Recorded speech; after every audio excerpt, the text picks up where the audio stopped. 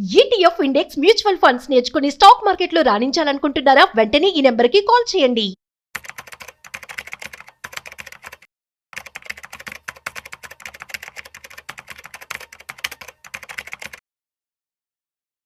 నమస్తే, welcome to Suman TV. నేను విష్ణు. ప్రస్తుతం మనతో పాటు నెక్స్ట్ జెన్ సొల్యూషన్స్ నుంచి ఫైనాన్షియల్ అడ్వైజర్ మెరుపుల మధు గారు ఉన్నారు. సార్తో మాట్లాడదాం. మధు గారు నమస్తే సార్. నమస్తే విష్ణు గారు. Welcome to Suman TV. Thank you అండి. సో మధు గారు, ఇప్పుడు ఈ రోజుల్లో నెలకి 2 లక్షలు 3 లక్షలు శాలరీస్ రావడం అనేది చాలా సర్వసాధారణం అయిపోయింది. కరెక్ట్. అంటే సంవత్సరానికి ఒక 25 లక్షలు, 35-36 లక్షలు జీతం రావడం అనేది చాలా సర్వసాధారణమైన విషయం అయిపోయింది. కాబట్టి సో ఇక్కడ పెద్ద పెద్ద జీతాలు వచ్చే వాళ్ళు ఏమనుకుంటుంటారంటే, సరే మనకి నెలకు ఒక 2-3 లక్షల జీతం వస్తుంది కదా, బ్యాంకు నుంచి ఒక 25 లక్షల రూపాయలు లోన్ తీసేసుకొని మన ఊర్లో ఏదైనా ఒక స్థలమో పొలమో, ఏదైనా ఒక ఎకరా స్థలమో పొలమో, ఇంకేదైనా ఖాళీ జాగా కొని పెట్టేసుకుందాము. ఒక 5 సంవత్సరాల పాటు ఈఎంఐ కట్టుకుంటూ పోతే end of the year last EMI తర్వాత కంప్లీట్ ఆ ప్రాపర్టీ మందైపోతుంది, దాని మీద ఓనర్షిప్ మందైపోతుంది, మనకంటూ ఒక స్థిరాస్తి ఉండిపోతుంది. రేపన్న రోజు మన పిల్లలకి మనం ఆ ప్రాపర్టీని అప్పచెప్పచ్చు అనుకుంటుంటారు. కరెక్ట్.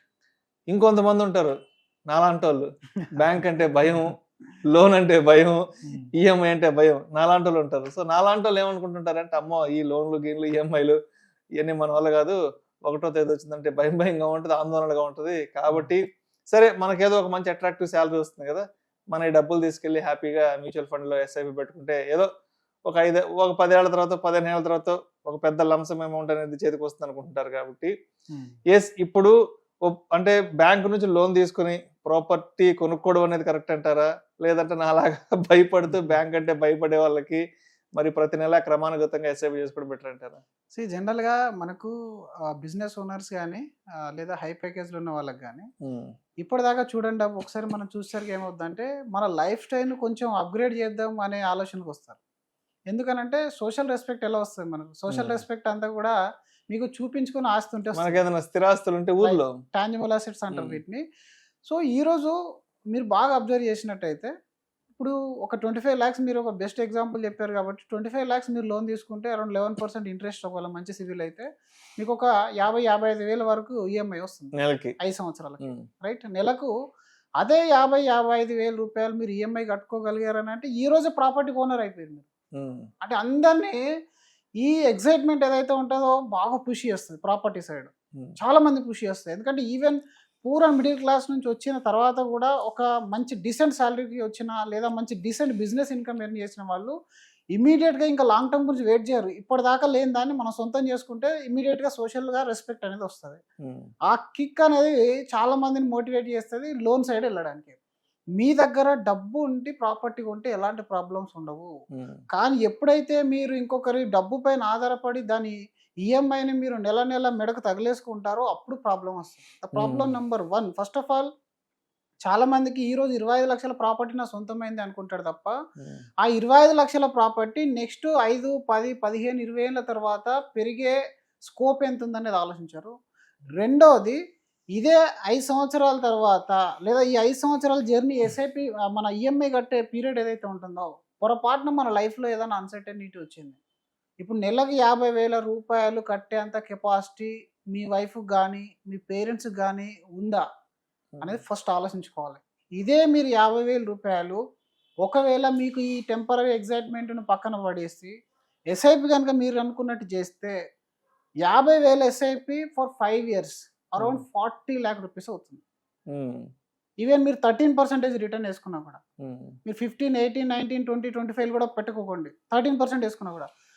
పాయింట్ నెంబర్ 2, ఒకవేళ మీకు మెడికల్ ఎమర్జెన్సీ వచ్చినా, ఇంట్లో వేరే ఫైనాన్షియల్ సిచ్యువేషన్ వచ్చినా, మీ జాబ్ ఉన్న పలంగా ఊడిపోయినా, మీరు ఆ 3 years 4 yearsలో ఎంతైతే కార్పస్ బిల్డ్ చేశారో మీరు మళ్ళీ సస్టైన్ అవ్వడానికి అది యూజ్ అవుతుంది.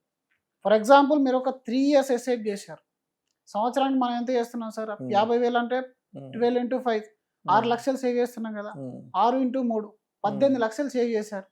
18 లక్షలు అయితే మీ దగ్గర కార్పస్ ఉంటుంది కదా, అంటే 1 year మీ జాబ్ లేకున్నా కూడా మీరు బతకగలుగుతారు కదా. మీ ఫ్యామిలీలో ఏదైనా 10 లక్షల వరకు మెడికల్ ఎమర్జెన్సీ వచ్చి మీ ఇన్సూరెన్స్ లో కవర్ కాకుండా మీరు బతకగలుగుతారు కదా. అదే రివర్స్ మీరు ఊహించండి ఒకసారి, నీ దగ్గర అసలే ఏం లేదు, ఉన్న జాబ్ పోయింది, ఇప్పుడు మీకు ఏదైనా సిచ్యువేషన్ అంటే మెడికల్గా కానీ ఇంకేదైనా ఫైనాన్షియల్గా డిస్ట్రెస్ వచ్చింది అని అంటే అదే ప్రాపర్టీని అంత త్వరగా అమ్మి దాన్ని లిక్విడేట్ చేయగలుగుతామా? చేయలేరు. రెండోది ఆఫ్టర్ 5 years దాని భవిష్యత్తు ఏంటి అని అంటే ఒకవేళ మీరు ఎమర్జింగ్ ఏరియాలో కొన్నట్టుంటే మేబీ పెరగచ్చు.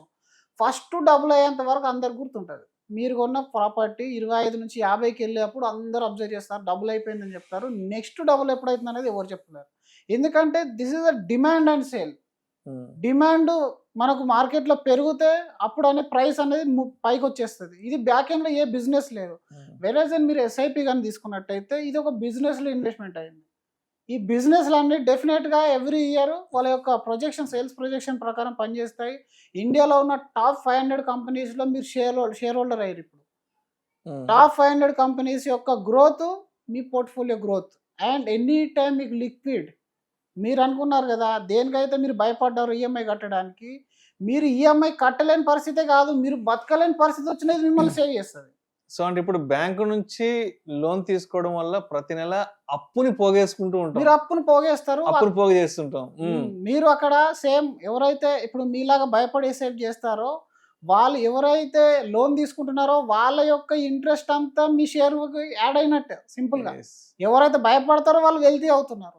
ఎవరైతే భయపడకుండా తీసుకుంటారు, జనాలకి చాలా మందికి బ్యాంకులు ఈఎంఐలు అంటే భయం అవుతుంది, కానీ ఈ లోన్ అంటే భయం కాదు. మళ్ళీ లోన్ తీసుకొని ఒక ప్రాపర్టీని అప్గ్రేడ్ చేయడంలో అసలు భయపడరు.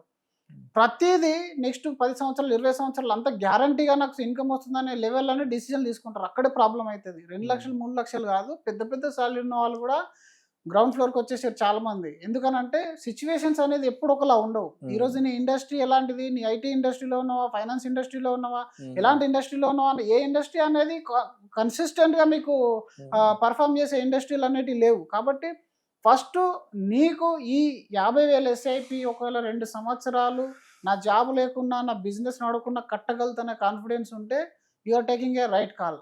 అయినా ఒకవేళ రిటర్న్ పరంగా మీరు చూసుకుంటే 20 years హిస్టరీ చూసుకోండి. ఏ ప్రాపర్టీ వర్సెస్ ఈక్విటీ మీరు కంపేర్ చేసుకున్నా కూడా ఈక్విటీ అనేది హయ్యర్ సైడ్ మీకు గ్రోత్లో కనబడుతుంది.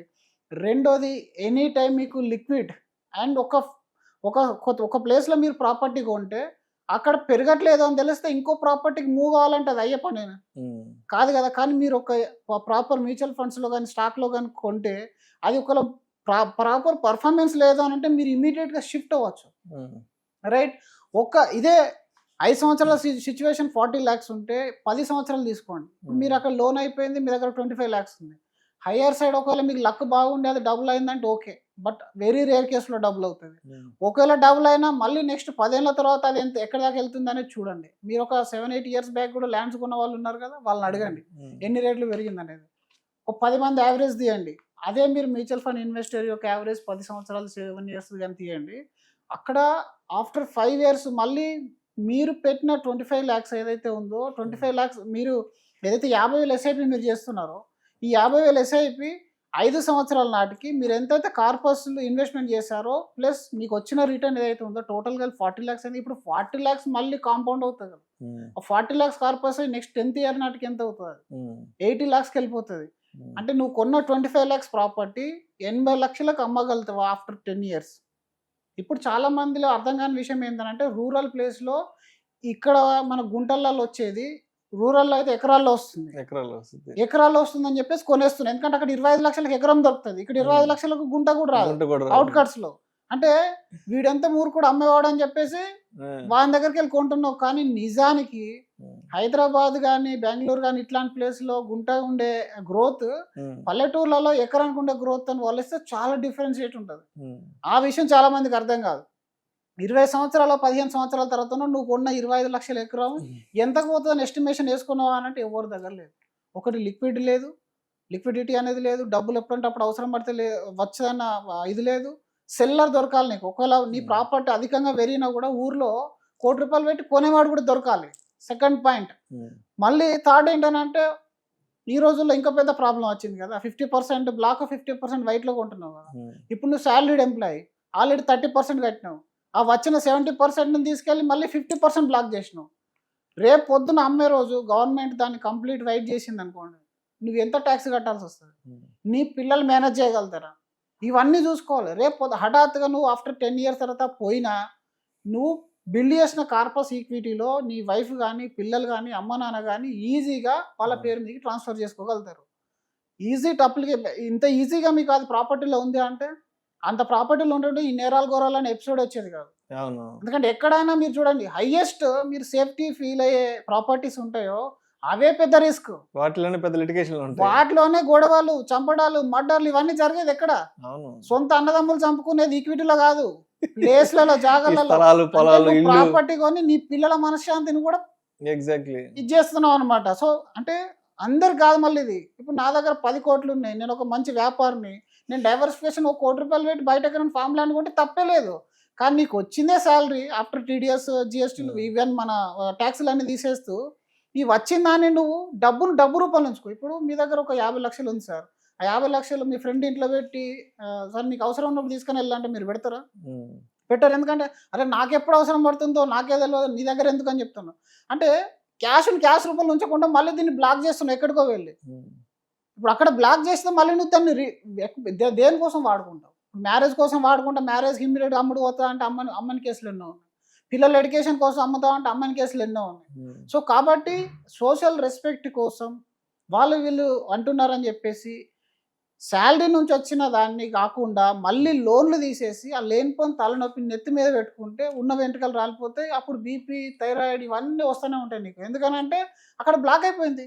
నీకు మంచి హెచ్ఆర్ నీకు అద్భుతంగా నీకు క్యాష్ రూపంలో ఇచ్చిన దాన్ని నువ్వు మళ్ళీ క్యాష్ రూపంలో సేవ్ చేసే ప్రయత్నం చేయకుండా దాన్ని బ్లాక్ చేసేసినావు. సో ఈ విషయం చాలా మందికి ఇమ్మీడియట్గా అర్థం కాదు. ఒక్కసారి ప్రాపర్టీ కొని ఓ 5 years తర్వాత దాన్ని నమ్మలేని పరిస్థితి ఎప్పుడైతే వస్తుందో అప్పుడు అర్థమవుతుంది. సో ఇప్పుడైనా అలాంటి మిస్టేక్ చేయడం మానాలి. ఇప్పటిదాకా మనకు తెలియదు సార్. ఇప్పుడు మన పేరెంట్ కానీ ఈక్విటీ గురించి తెలిసి ఉంటే మనల్ని ఎప్పుడు కూడా గోల్డ్ కొనమని చెప్పేవాళ్ళు కాదు, మనల్ని ఎప్పుడు రియల్ ఎస్టేట్ కొనమని చెప్పేవాళ్ళు కాదు. ఇప్పుడు చాలా మంది పేరెంట్స్ వెళ్ళగానే మీరు ఇల్లు కొనుక్కోండి లేదా ఏదైనా మంచి ప్లేస్ కొనుక్కో, పిల్లలకు యూజ్ అయితే ఎందుకు చెప్తున్నారు? ఆ రోజు వాళ్ళు చూసిన ఆప్షన్స్లో that is the one of the best option. So ఇప్పుడు నీకు ఈక్విటీ అంటే తెలిసింది, నువ్వు చదువుకున్నావు, నువ్వు ఈ రంగంలో ఉన్నప్పుడు ఫస్ట్ దీని నుంచి డైవర్సిఫై చేసుకో కదా. ఇక్కడ వచ్చిన తర్వాత నువ్వు కావాలంటే అప్పుడు ప్రాపర్టీ కొంటావా, ఆఫ్టర్ 10 years 15 years నువ్వు ఏది కొనాలన్నా కొనచ్చు. లోన్ లేకుండా బతకడం నేర్చుకోండి. శాలరీలో ఉన్న వాళ్ళు లోన్ లేకుండా ఎప్పుడైతే బతకడం నేర్చుకుంటారో వాళ్ళని మించిన అదృష్టవంతులు ఉండవు ఫ్యూచర్లో. సో లోన్కి ఎప్పుడైతే నువ్వు అలవాటు పడతావో ఇంకా టెన్షన్ అనేది నీ లైఫ్కి హ్యాబిచువేట్ వచ్చేస్తుంది ఇంకా. సో ఆ విధంగా సార్ ప్లాన్ చేసుకోవాలి. సో మొత్తానికి ఇప్పుడు ఒక లోను, ఈఎంఐ ఇట్లాంటివి పెట్టుకుంటే దానివల్ల మనం ప్రతి నెల ఒక అప్పును పోగు చేసుకోవడం అవుతుంది. రేపు ఏదైనా ఎమర్జెన్సీ వచ్చినప్పుడు, ఏదైనా డబ్బులు అవసరమైనప్పుడు, అంటే ఇక్కడ ప్రతి నెల ఒక 40,000 50,000 ఈఎంఐ కట్టడానికి ఇబ్బంది పడుతున్నప్పుడు రేపు ఇంకేదైనా ఎమర్జెన్సీ వచ్చి పైన పడ్డప్పుడు ఇంకా మన సిచ్యువేషన్ చాలా క్రిటికల్ అయిపోతుంది. అదే కనుక మన దగ్గర శాలరీ అంటే మనకు మంచి ప్యాకేజీ, మంచి శాలరీ ఉండి మనకు మంచి ఎక్సెసివ్ ఇన్కమ్ ఉన్నప్పుడు ఒక ఎస్ఐపి ఇన్వెస్ట్మెంట్ చేసుకుంటూ పోతే మనకి ఏదన్నా ఎమర్జెన్సీ వచ్చినప్పుడు అప్పటి వరకు మనం పోగు చేసుకున్న ఇన్వెస్ట్మెంట్ అనేది ఆ రోజు మన ఎమర్జెన్సీ కూడా కాపాడుతుంది అంటారు. ఈ విషయం అనేది చాలా చాలా రోజుల తర్వాత అర్థమయ్యే విషయము. కానీ డెఫినెట్ గా దీన్ని మీరు కనీసం నేర్చుకొని ఇప్పటి నుంచైనా ప్రాక్టీస్ చేయాలి. Right sir, right sir. Thank you sir, thank you so much Madhu garu. Thank you అండి.